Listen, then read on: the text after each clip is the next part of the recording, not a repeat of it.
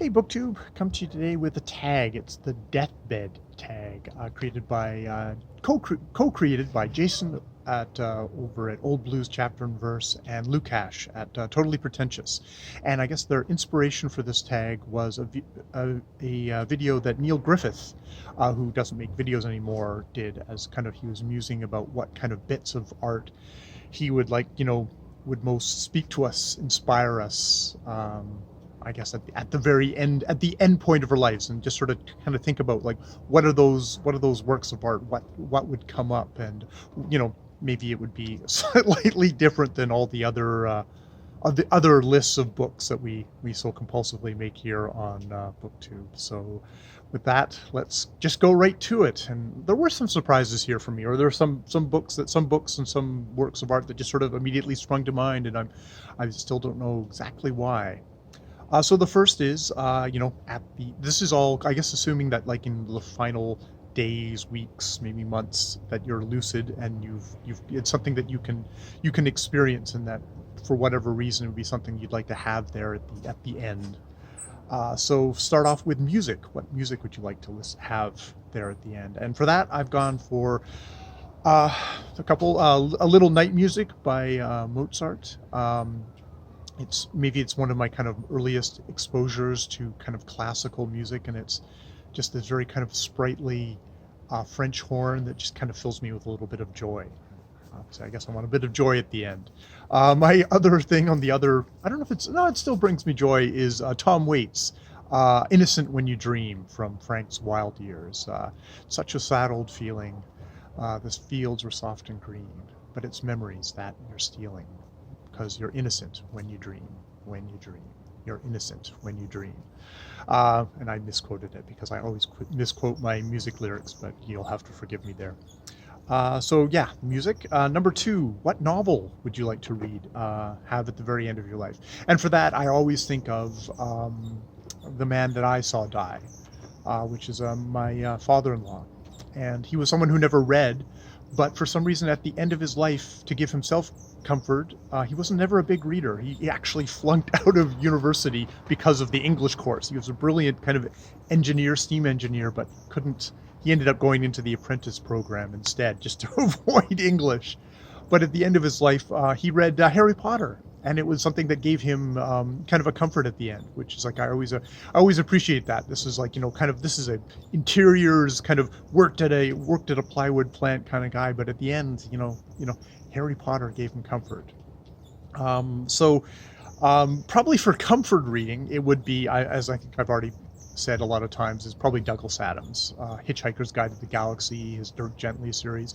That would probably be the thing that I would go to for comfort. Strangely enough, the book that also came to me at this point, which is not a comfort read, I would say, is Perfect Night to Go to China by Canadian author and broadcaster David Gilmour. This isn't Pink Floyd David Gilmour. He's a writer, and it's a story of a writer who went out for a drink for 15 minutes, but when he came back, his son was gone.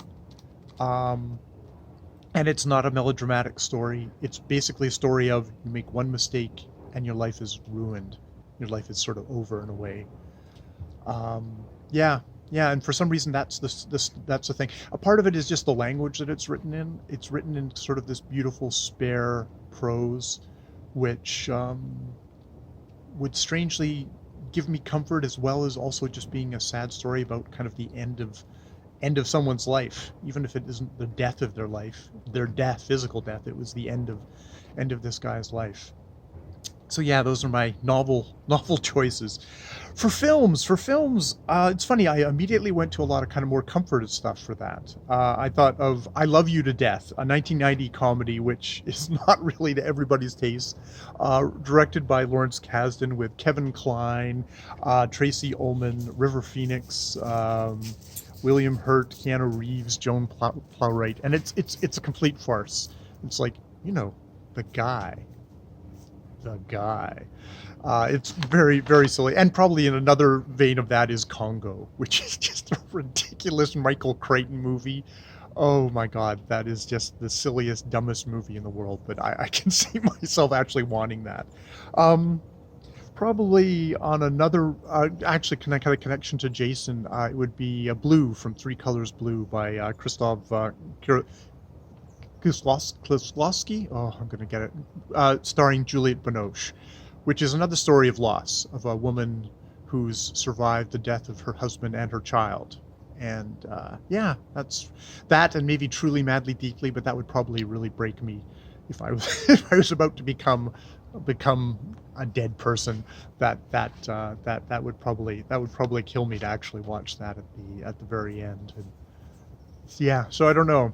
It's interesting. What would you actually watch? Would you watch movies? Would you read stuff about loss, about death at the very end, or would you pick up Harry Potter and read that, or watch the movie of that instead?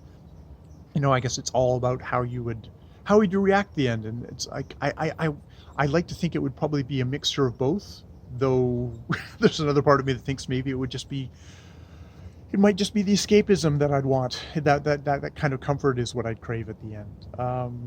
So number 4 is a static, is a painting or a sculpture. And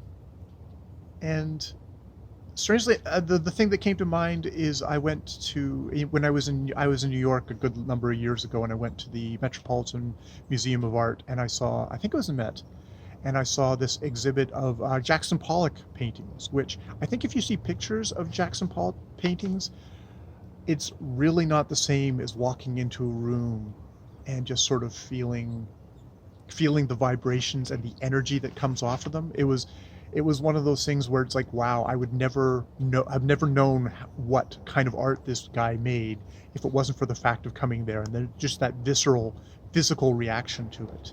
The energy that came off that was something that was very powerful to me. Which, yeah, it's interesting because I'm not really an abstract expressionist kind of guy, but that's what came to my mind. Number 5 is poems. For poems, it's probably The Tiger by William Blake. Tiger, tiger, burning bright in the forests of the night, what immortal hand or eye dare frame thy fearful symmetry? In what distant deeps or skies burnt? I'll just yeah. A 1784 poem by English poet William Blake. That's the one that kind of comes to mind there. Yeah.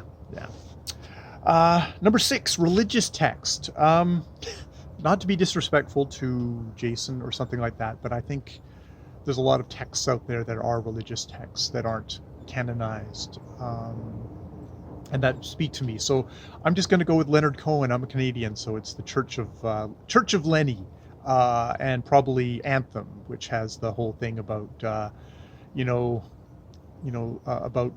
there's a crack in everything. That's how the light gets through. And yes, I think that's probably my very most religious poet that I as a Canadian know and love.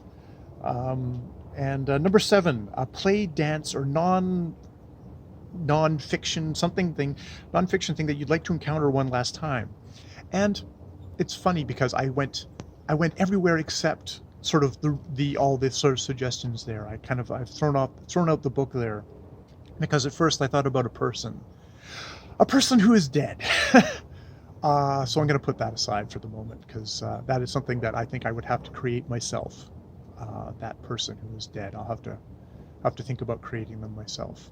But the next thing that came up was a place. It's Pipestone National Monument. It's in Minnesota. When Jaja and I were first married, we did this road trip all around America, United States. And one of the places we went to, at the very, super early in the day, it's like basically the sun had just come up, was Pipestone National Monument. And I've been to a lot of churches. I've been to a lot of kind of holy sites, what are considered holy sites, and I felt the power of them. Pipestone National Monument, where the native peoples of the area had kind of quarry this area for pipestone, which they turn into stuff for peace pipes and the like. That was probably that experience of going there early in the morning and walking through just all on our own was probably the most, that kind of feeling of the sacred I think that's where it's kind of that I have that memory in me. I have that thing, and even if I'm laying on my deathbed, I think I'd like to let my mind travel to that. So, thank you very much, Jason. This was a really great tag. Yes, more videos later.